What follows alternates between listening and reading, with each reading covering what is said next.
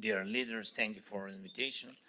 And I'm glad for this opportunity to meet and work together for Europe and for our nations. Yesterday, I spoke with President Trump, as many of you did, and it was productive conversation, good conversation. Of course, we cannot yet know what his actions will be, but we do hope that America will become stronger. And this is the kind of America that Europe needs. And a strong Europe is what America needs, to my mind. This is the connection between allies that must be valued and cannot be lost.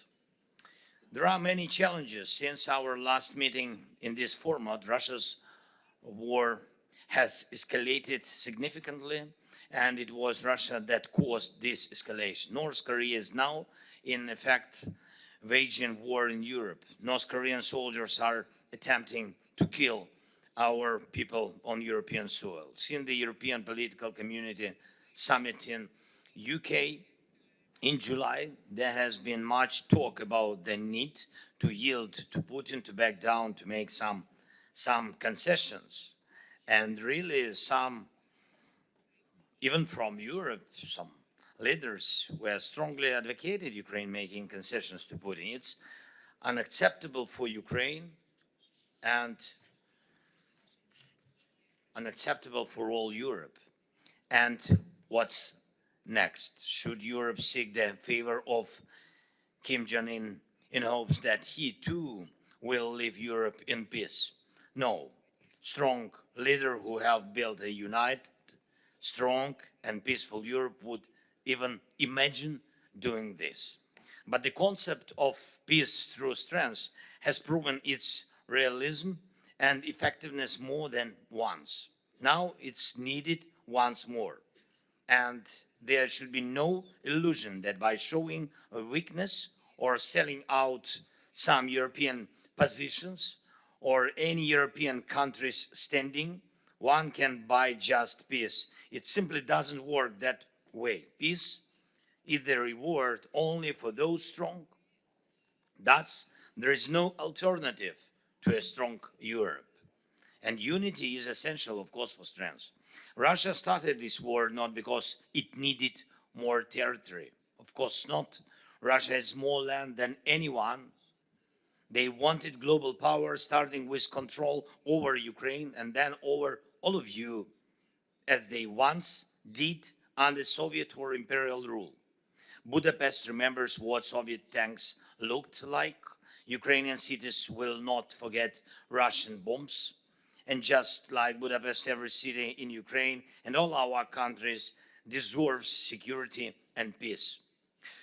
First of all, I thank all of you for your support of Ukraine and our people. And we are defending ourselves not against Russian wars, but against Russian attacks. Therefore, we need sufficient weapons, not support in talks.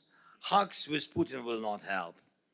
Some of leaders have been hugging him for 20 years, and things are only getting worse. He thinks only about wars and will not change. Only pressure can put limits on him.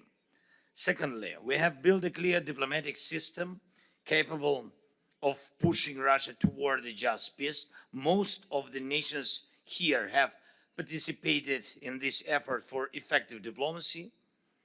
Thematic conferences have already covered every point of the peace formula: nuclear safety, food security, energy, the return of prisoners and deported people, deported children to Ukraine, and full enforcement of international law, and much more.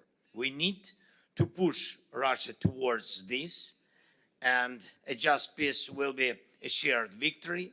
The plan of victory is on your table, so Ukraine was the first to propose changing our common strategy to reach, and soon, a just peace. And let me emphasize, this war is taking place on Ukrainian soil. It's important. Ukraine is grateful for all the support from our partners, and we are open to any constructive ideas to achieve a just peace for our country. But it is up to Ukraine to decide what should and should not be on the agenda for ending this war. The bill for this war should be sent to the Russians, not to Ukraine, so that Russia can no longer advance its false claims to everyone around, from the Baltics to the Balkans. Any country, any leader who respects international law and sits at this table should understand that predators always demand more and more gain. Thirdly, during this war, we have seen certain Europe approaches fail. For example, the closer a country is to Russia, the weaker the concept of neutrality becomes. The rapid accession of Finland and Sweden to NATO showed how European and alliance leaders truly envision guaranteed security, not through words, but through NATO. Ukraine has taken note of this. Fourthly, Russian assets. I want to thank everyone, every leader who defends Ukraine's right to use funds from Russian assets to protect against Russian aggression. The Russian state value neither people nor morality. They value only money. And that is why it's also a lesson for them when Russian assets work for Ukraine. Fairly speaking, this is Ukrainian money. It's in Ukraine that Russian forces have destroyed hundreds of towns, our villages. Millions of our people have lost their homes. This requires funds. And now, instead of looking for reasons to delay decisions, it's necessary to find a mechanism to direct the funds to Ukraine so they can be put to work as quickly as possible. Fifthly, Putin's war funds.